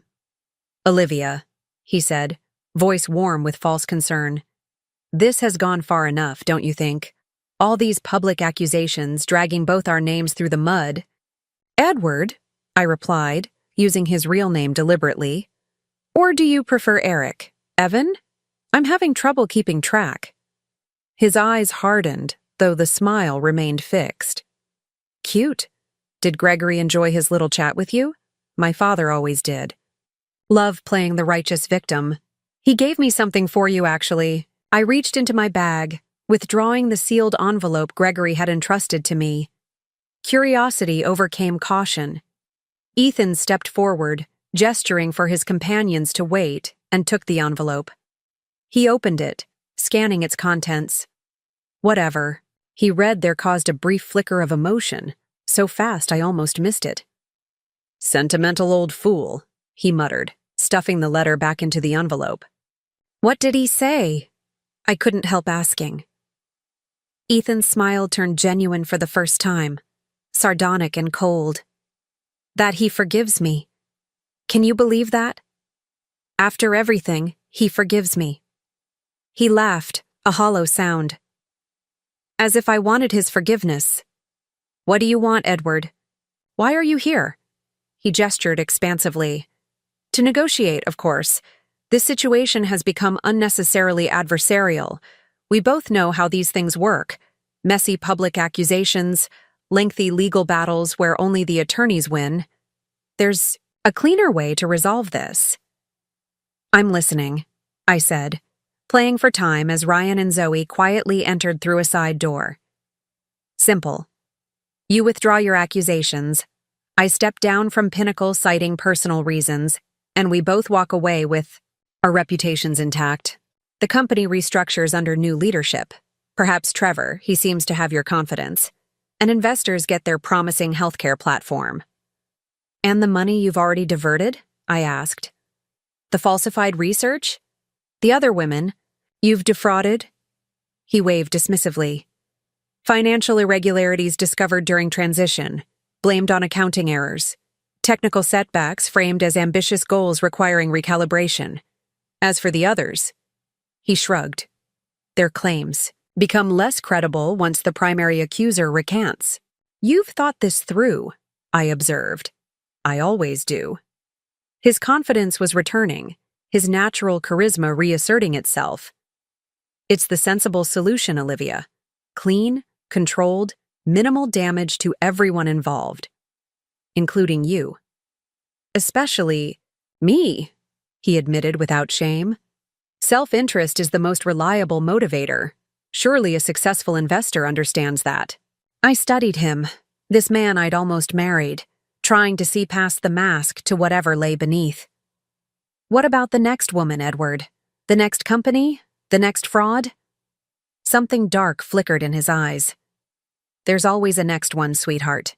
That's how the world works. Predators and prey, hunters and hunted.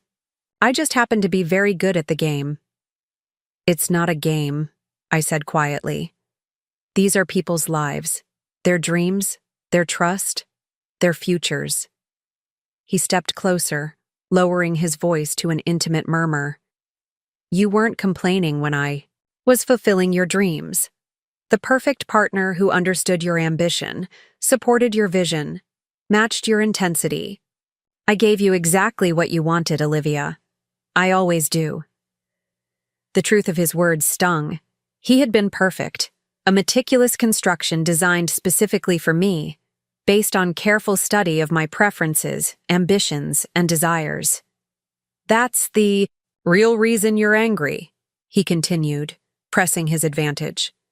Not because I deceived you, but because I was everything you wanted. And now you know that perfect man doesn't exist. He never did. For a moment, I felt the pull of his reality bending. Charisma, the insidious way he twisted truth into weapons. Then I remembered Diana's hollow eyes when she spoke of losing everything, Michelle's grim determination after years of searching for justice, Gregory's weathered face as he handed over evidence against his own son. You're wrong, I said finally. I'm not angry because you weren't real. I'm angry because you could have been. You have the intelligence, the charm, the vision to actually build something meaningful. Instead, you chose this hollow existence, moving from con to con, leaving destruction in your wake. Something genuine flashed across his face, surprise, perhaps even a trace of regret. Then the mask reasserted itself. Very touching, but sentiment doesn't change my offer. What's your answer? Partnership or mutual destruction? Before I could respond, the door opened again. Trevor Morgan entered, followed by Diana, Jessica, Vanessa, and Michelle. Behind them came Warren Blackwell and several other Pinnacle board members. Ethan's composure faltered momentarily before he recovered, shifting seamlessly into his charismatic founder persona. Trevor, perfect timing. Olivia and I were just discussing a restructuring plan that would elevate you to a more prominent technical leadership role. Trevor stepped forward, no longer the uncertain man from earlier. I heard everything, Ethan, about the Singapore team. That doesn't exist. The technology that doesn't work. Your real identity. Ethan's smile became strained. Misunderstandings that we're working to clarify. No more lies, Trevor cut him off. The board just voted unanimously to remove you as CEO and file formal fraud charges. It's over. Ethan's eyes darted around the room, assessing exits, allies, options. His guards tensed, sensing the shift in dynamics. No one's leaving, Ryan said calmly from his position by the door. FBI agents are outside, and Seattle PD has the building exits covered. On what charges? Ethan demanded, his charm evaporating to reveal the calculating predator beneath. You have nothing concrete that wouldn't be tied up in courts for years. Wire fraud, Zoe replied clinically. Securities fraud, identity theft, embezzlement from a federally funded medical research grant. Take your pick. And if those somehow fall through, Diana added, there are charges waiting in California and Oregon and New York.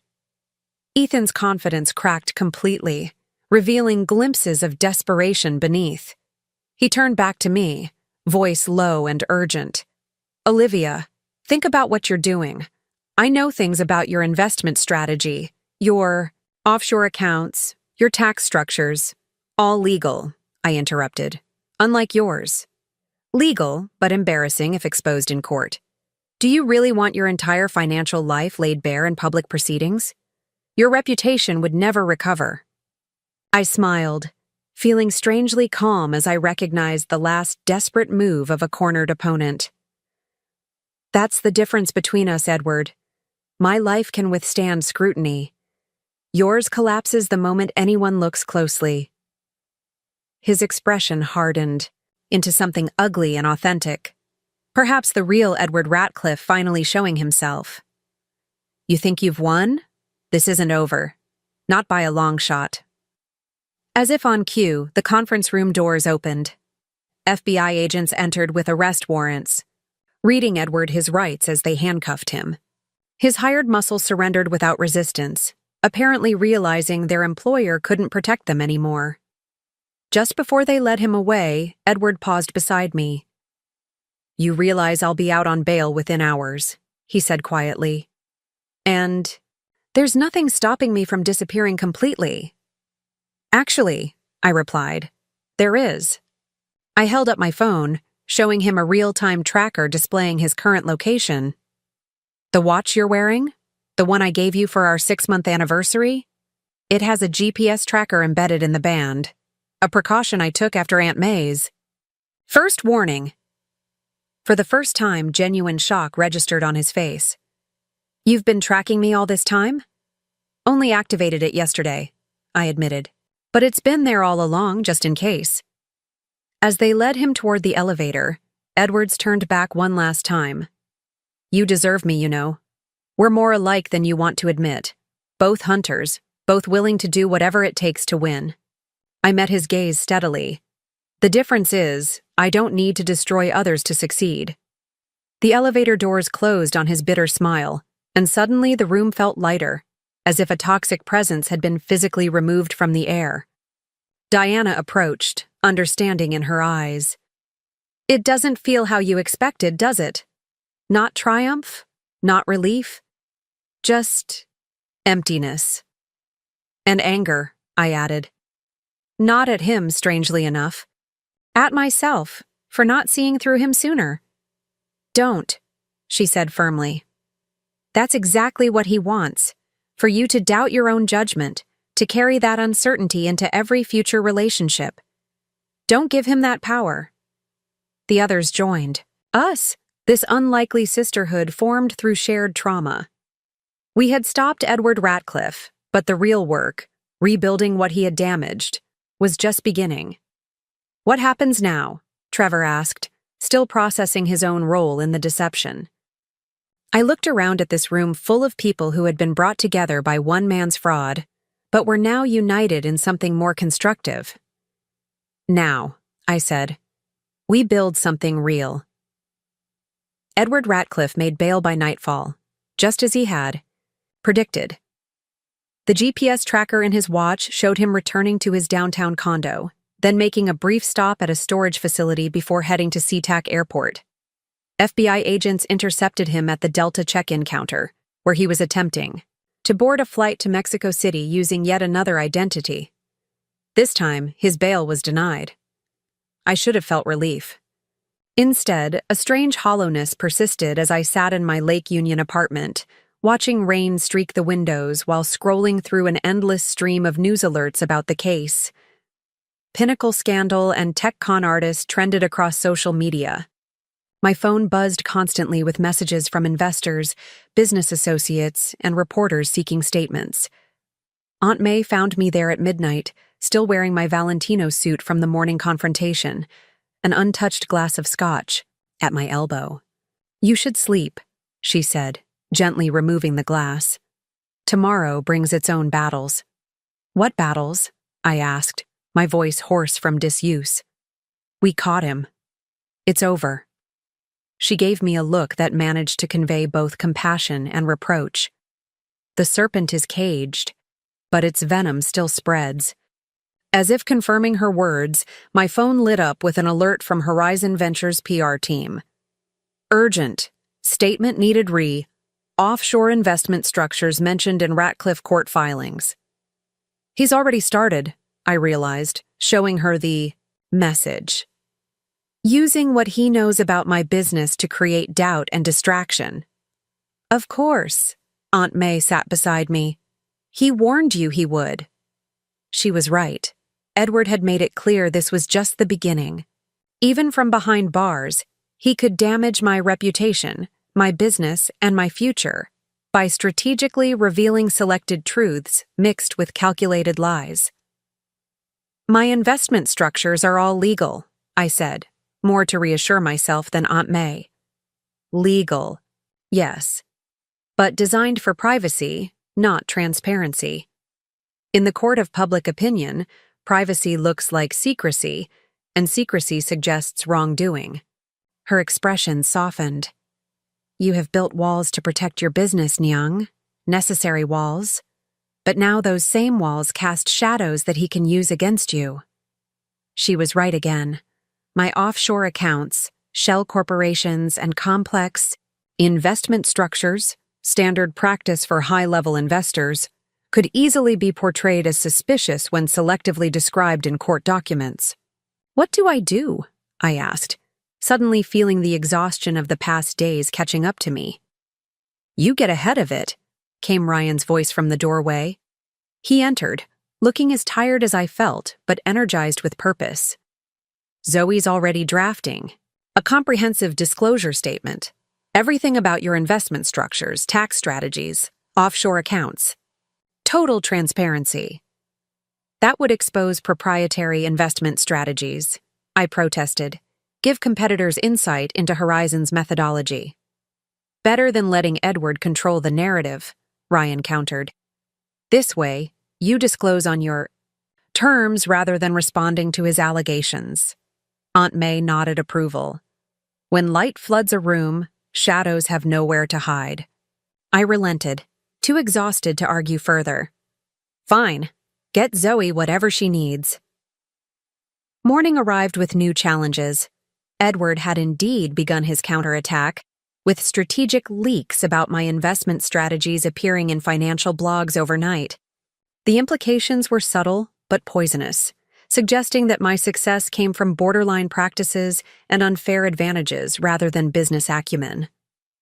By noon, I found myself in Zoe's office with her entire legal team, reviewing the disclosure statement they had prepared.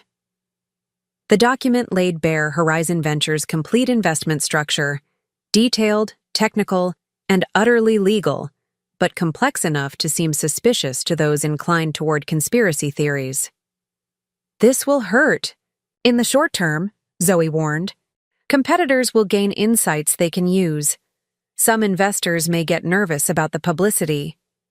But in the long run, transparency is our best defense," I finished for her. "Release it." As we left Zoe's office, Diana called with more concerning news. "Edward's attorneys are requesting access to all communication between us, me, Jessica, Vanessa, Michelle, and you. They're claiming we conspired to damage his reputation and business interests." "On what grounds?" I demanded. "They're suggesting our coordinated press conference proves prior conspiracy. They want to paint us as competitors who strategically targeted him." "That's absurd. We didn't even know each other until after his fraud was discovered."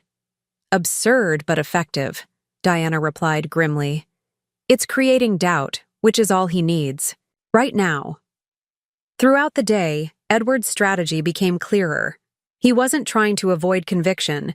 The evidence was too overwhelming.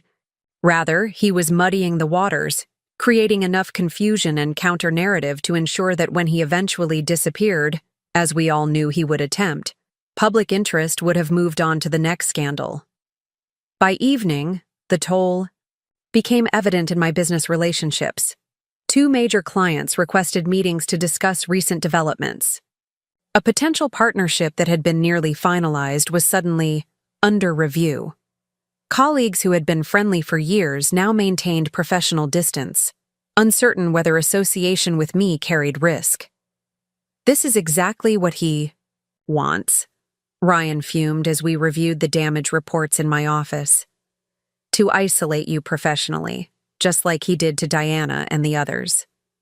It's working, I admitted. The transparent disclosure strategy had gained some positive coverage, but hadn't neutralized the more sensational implications of Edward's leaks. My phone buzzed with a message from an unknown number. Not Edward this time, but Gregory Ratcliffe. He's done this before. It will get worse before it gets better. Stay strong.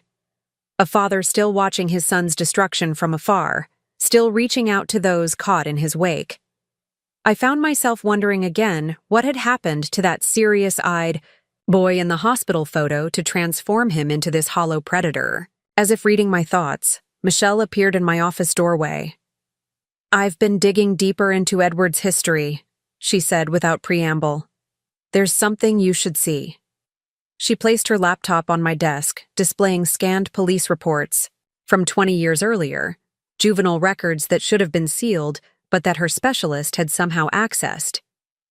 "These are from when Edward was 16, she explained, a year after his mother died. He was briefly detained for running. Elaborate scams at his high school, selling fake concert tickets, running gambling operations, creating counterfeit IDs. But the charges were ultimately dropped. Why?" Michelle scrolled to the final page. "Because another student took responsibility. A girl named Sarah Winters." The name registered immediately. "Any relation to Jessica?" "Her younger sister." Michelle's expression was grim. Sarah committed suicide 6 months later. The official report cited academic pressure and depression, but Jessica always believed Edward was somehow involved. "Does Jessica know about this connection?" "Not yet. I found it an hour ago." I leaned back, processing this new information. So his pattern of manipulation and destruction goes back even further than we thought. And he's been letting others take the fall from the beginning. "It gets worse," Michelle continued. "After Sarah's death, Edward transferred to a military academy where his father had connections. 6 months later, he was expelled for running an elaborate cheating ring that implicated several faculty members. Let me guess. He walked away clean while others faced consequences." Michelle nodded. "It's his signature. He creates systems where others are compromised alongside him, ensuring they have as much to lose as he does if the truth comes out." As she spoke, a pattern crystallized in my mind, not just of Edward's methods, but of his fundamental strategy. He doesn't just target individuals, I realized. He creates networks of complicity, everyone slightly stained so no one feels entirely clean enough to fully expose him. "Exactly," Michelle confirmed. "It's why his frauds persist so long. People who might speak out hesitate because they're implicated, however peripherally. And now he's attempting the same with me," I concluded. "Using my investment structures to create the impression of shared ethical flexibility." Michelle closed her laptop decisively. "Which is why transparency alone won't be enough. We need to completely reframe the narrative." "How?" She smiled grimly. "By going on offense." The strategy session lasted well into the night. Michelle, with her background in crisis management, outlined an approach that felt bold, even reckless. But that might be exactly what the situation required. Instead of responding to each allegation defensively, we consolidate everything into a comprehensive case study, she explained. Not just about Edward's fraud, but about how sophisticated predators operate in modern business environments. A case study? Ryan looked skeptical. While we're in the middle of a legal battle? The legal process will take months, possibly years, Michelle countered. In the meantime, Edward is controlling the narrative. This approach lets us reclaim it while providing a public service. Diana, who had joined us via video conference, nodded understanding. It transforms us from victims to educators, from targets to experts. Exactly, Michelle confirmed.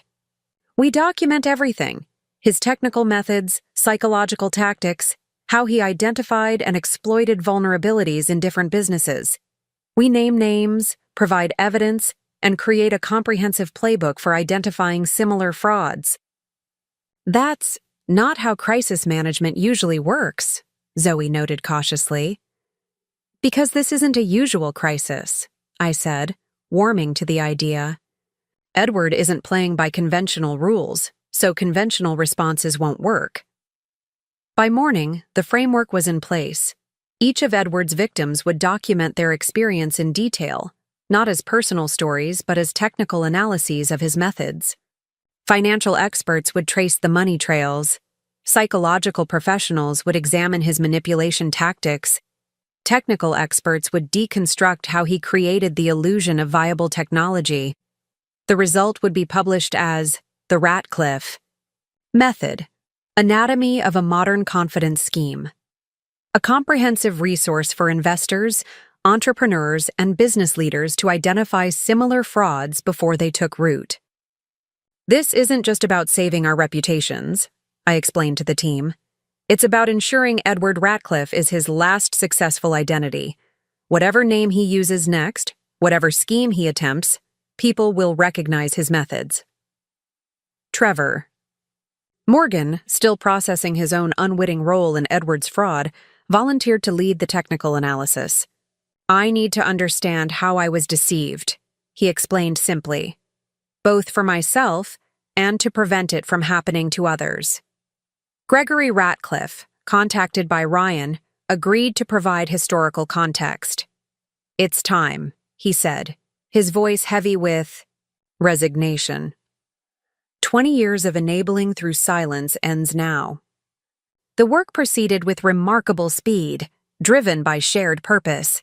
Each participant brought unique expertise to the analysis: Diana's experience in medical technology, Jessica's background in financial systems, Vanessa's knowledge of intellectual property, Michelle's cybersecurity skills, and my own understanding of investment structures. Together, we created a comprehensive profile of Edward's methods that was far more damning than any individual accusation could have been. This wasn't about personal grievance, but about systematic, calculated predation across multiple industries and relationships. 2 weeks into the project, as we prepared for the first phase of publication, Edward made his move. Despite heightened security and ankle monitoring, he managed to disable his tracker and disappear from his court-mandated residence. Law enforcement launched an immediate manhunt, but those of us who understood him best knew he had likely been planning this escape since the moment of his arrest. The disappearance sparked renewed media frenzy, with headlines questioning how such a high-profile defendant had evaded supervision. Speculation ran rampant about offshore accounts, disguises, and international escape routes. I received the news while meeting with Pinnacle's newly restructured board.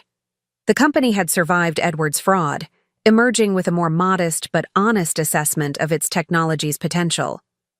The healing process had begun, though trust would take longer to rebuild. This changes nothing about our approach, I told the team when we reconvened that evening. In fact, it makes our work more urgent. Edward Ratcliffe may have disappeared, but his methods remain exposed. The first installment of The Ratcliffe Method was published the following day, a detailed financial analysis of how Edward structured his frauds across multiple identities and companies. The response was immediate and overwhelming. Financial publications reprinted excerpts, industry forums buzzed with discussion, Investment firms requested briefings on identifying similar schemes. Edward's disappearance, rather than undermining our credibility, actually enhanced it. His flight confirmed everything we had documented about his pattern of operation: the calculated exits, the careful preparation, the ability to shed identities like worn clothing. For the first time since the engagement dinner, I felt something, like hope. Edward had escaped justice for now, but his methods had been stripped bare for all to see.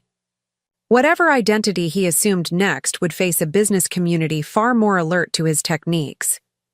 3 days after the publication, as I prepared for a series of interviews about the case study, Aunt May appeared in my office with a curious expression. "You have a visitor," she said. "Someone unexpected." A woman entered behind her, elegant, composed, and vaguely familiar, though I couldn't immediately place her. She extended her hand with a gracious smile.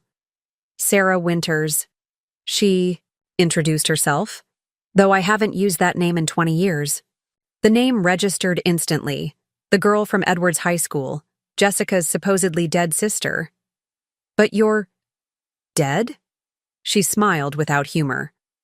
"Edward has always found that particular fiction useful. It provides such convenient emotional leverage." My mind raced to process this revelation. "Jessica believes you committed suicide. She's carried that grief for decades." Sarah's composed facade cracked slightly. "I know. That guilt has been difficult to bear. But necessary, I thought, for both our protection." "Protection from what?" "From Edward." She sank into a chair, suddenly looking exhausted. "Or Eric, or Ethan, or whatever he's calling himself now. I assumed if he believed I was dead, he would leave Jessica alone." "I don't understand," I said, trying to make sense of her story. "What happened 20 years ago?" Sarah's gaze turned inward, revisiting memories she had clearly tried to bury. "Edward and I were involved in high school. He was brilliant, magnetic. Everyone wanted his attention, but he chose me. Or so I thought." "What changed?" "I discovered he was using my family connections to run elaborate scams. My father was on the board of several companies. Access Edward exploited through me. When authorities started investigating, he manipulated everything to implicate me instead of himself." "And you took the fall," I finished, remembering the police reports Michelle had found. She nodded. "I was 17, infatuated and terrified. He convinced me it would be a minor mark on my juvenile record, while for him, with his previous issues, it would mean serious consequences." "But that doesn't explain the suicide deception?" "That came later. After the charges, Edward's hold over me grew stronger. He isolated me from friends, monitored my communications with family, including Jessica. It was classic emotional abuse, though I didn't recognize it then." She paused, collecting herself before continuing. "When I finally tried to break free, he threatened to reveal additional criminal activity that would implicate not just me, but my father. Evidence he'd manufactured, but that looked convincing." "So you disappeared instead," I guessed. "With my father's help, we staged the suicide, created a new identity, relocated to Europe. It was extreme, but we were desperate to escape Edward's control. And Jessica never knew the truth." Pain flashed across Sarah's face. "The hardest part. My father believed the fewer people who knew, the safer we would be. Jessica was only 14. Too young, he thought, to keep such a dangerous secret." "But now you're here," I observed. "Because of your case study," she explained. "A colleague forwarded it to me, not knowing my connection, just aware of my interest in financial fraud prevention. When I saw Edward's methods so clearly documented, familiar even after 20 years, I realized he was still doing exactly what he did to me, and that perhaps my silence had enabled that continuation. I studied her carefully, processing the implications of her story. "You're the missing piece. Your testimony would strengthen the case against him significantly. I know, she said quietly. That's why I'm here. It's time to end the cycle. For Jessica. For all the others who came after me. Including those we don't yet know about, I added. Sarah nodded grimly. There will be others. Edward views relationships as tactical operations, not human connections. Every person is either useful or irrelevant to his objectives. Her insight into Edward's psychology struck a chord. This was someone who had known him before he fully developed his predatory methodology, who had witnessed the formative stages of his manipulation tactics. Would you be willing to contribute to the case study? I asked. Your perspective would add a crucial dimension, the early development of his methods. That's partly why I've come forward, she confirmed. But first, I need to reveal the truth to Jessica. 20 years is too long to let her believe I'm dead. I didn't envy her that conversation. She's currently in San Francisco, working with other investors Edward defrauded. I can arrange for her to come to Seattle immediately. As Sarah left to prepare for her reunion with her sister, Aunt May regarded me thoughtfully. The past never remains buried, she observed. It rises like groundwater after heavy rain, finding every crack in the foundations we build. Is that a bad thing? I wondered aloud. Not always, she replied. Sometimes old wounds must reopen to heal properly. Sarah and Jessica's reunion. The following day was private, raw, and ultimately healing, at least according to Ryan, who provided moral support through the difficult disclosure. Jessica's initial shock and anger gradually transformed into relief and tentative joy as she absorbed the truth that her sister had been alive all these years. With Sarah's permission, we added her story to the Ratcliffe method, providing crucial insight into Edward's earliest manipulation tactics. Her testimony created a complete evolutionary timeline of his methods, from teenage schemes to sophisticated corporate fraud. 3 days later, as the second installment of the case study was published, the FBI received an unexpected lead. A luxury resort in Puerto Vallarta reported a guest matching Edward's description who had checked in under the name Thomas Reed. Local authorities placed the resort under surveillance while awaiting extradition paperwork. But Edward, ever alert to pursuit, vanished before they could move in. Security camera footage showed him departing via private boat hours before authorities arrived.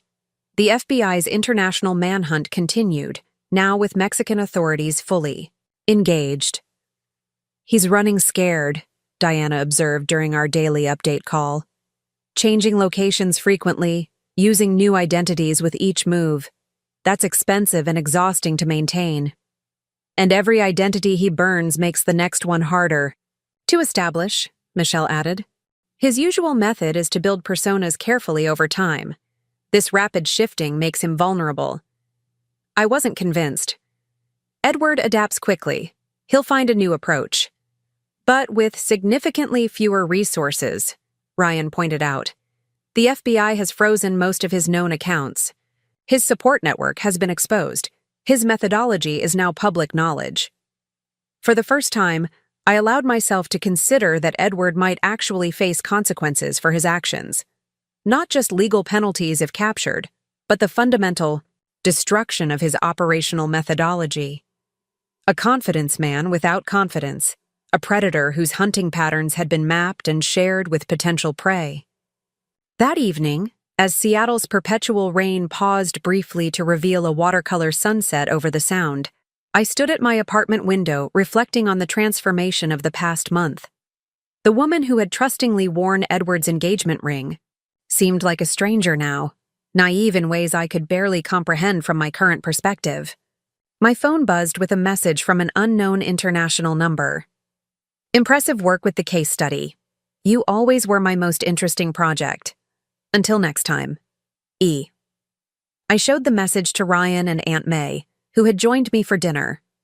He's still tracking our activities, Ryan noted with concern. Still feeling confident enough to reach out. No, Aunt May disagreed. This is not confidence. This is desperation disguised as bravado. A truly confident predator does not announce himself to prey that has escaped. I considered her assessment, finding truth in it. He needs the last word, needs to believe he still has some control over the narrative. Then let him believe it, she advised, while we continue dismantling his world piece by piece. I didn't respond to Edward's message. Instead, I focused on finalizing the third installment of The Ratcliffe Method, a comprehensive guide to identifying and preventing similar frauds in the future. This section included contributions from financial regulators, forensic accountants, and cybersecurity experts who had studied Edward's techniques.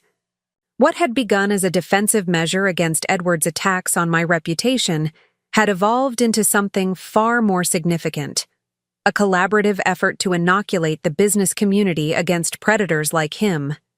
Diana had started similar initiatives in medical technology circles, while Jessica focused on venture capital networks.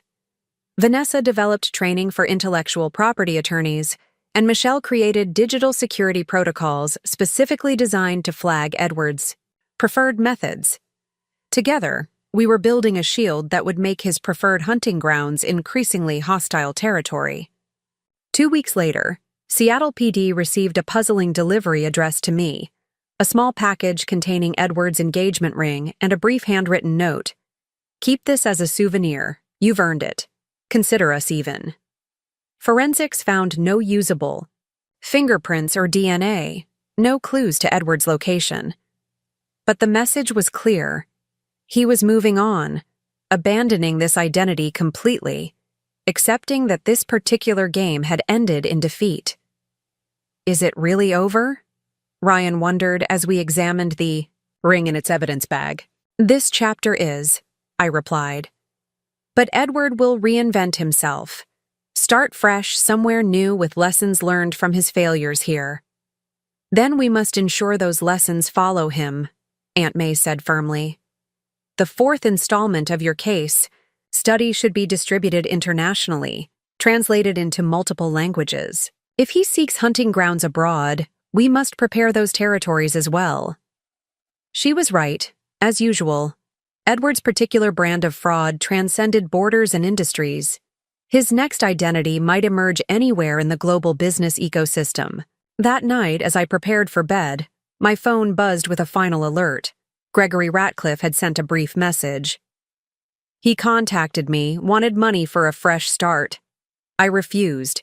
He's running low on resources. A small victory, but significant. Edward's support networks were collapsing one by one, his options narrowing with each exposed identity and frozen account. I stood at my window watching Seattle's rain return, gentle at first, then building to a cleansing downpour. Somewhere out there, Edward Ratcliffe was reconstructing himself piece by piece, shedding the identity I had known like an outgrown skin. He would emerge as someone new, someone carefully crafted to gain trust, admiration, and ultimately, control. But he would carry with him the knowledge that he had been seen, truly seen, and that his methods had been exposed for all to recognize. He would operate knowing that a network of informed individuals was actively working to identify and neutralize his particular brand of predation. For the first time since that moment when his hand had connected with my face at our engagement, dinner, I felt something like peace. Not because the danger had passed entirely, but because I had transformed from target to hunter, from victim to educator, from isolated mark to connected node in a network of awareness. Edward had slapped me at our engagement dinner, thinking it would silence and control me.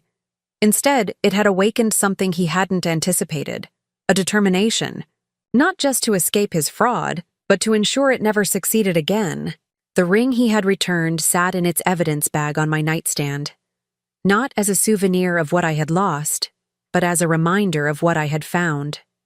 Strength I hadn't known I possessed, allies I wouldn't have met otherwise, and purpose that transcended my personal experience.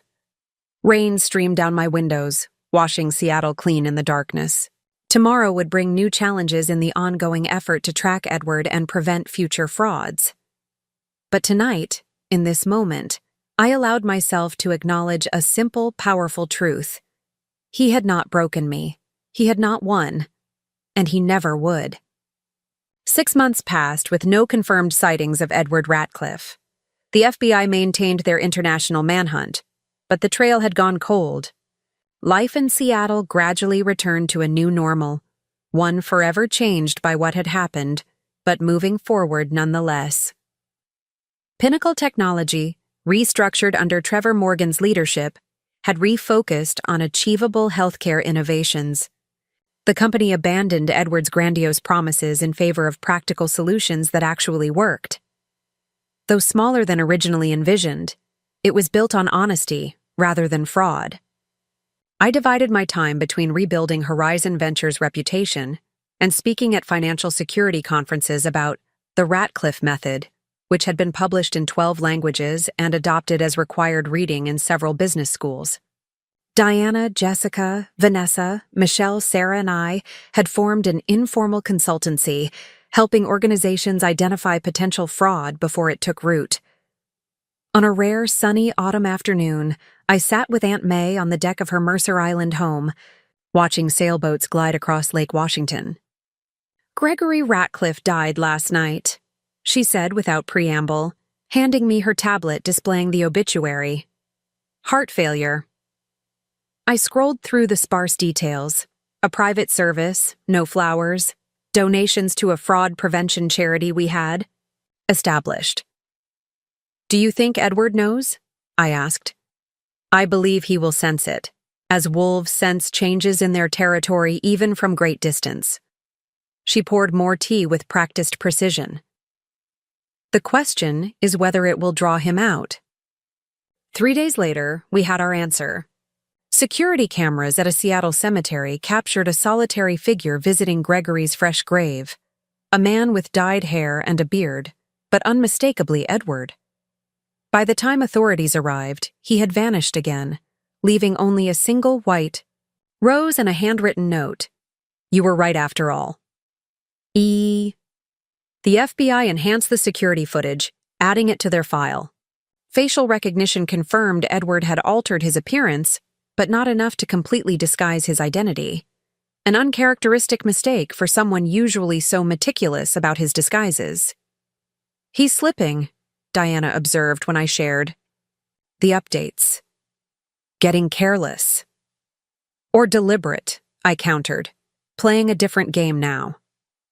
A week after the cemetery visit, a package arrived at my office, a manuscript titled The Confidence Game, a Memoir, by E.R. Thomas.